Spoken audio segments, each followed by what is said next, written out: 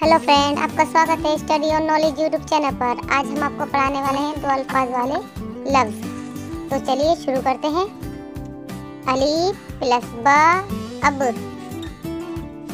रे प्लस ता रत, अलीफ प्लस सीन अस, अलीफ प्लस रे अड़, रे प्लस बा रब, दाल प्लस वाव दो, दाल प्लस लाम दल,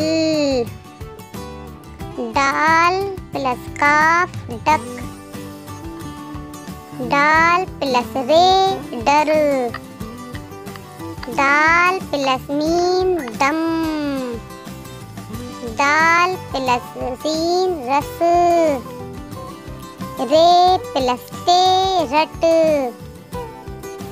दाल प्लस नून दिन, दाल प्लस ये दे, दाल प्लस सीन दस। दो अल्फाज वाले शब्द आज आपने आपको पढ़ाया, दो अल्फाज वाले। तो ठीक है, आप हमारे चैनल को सब्सक्राइब करिए।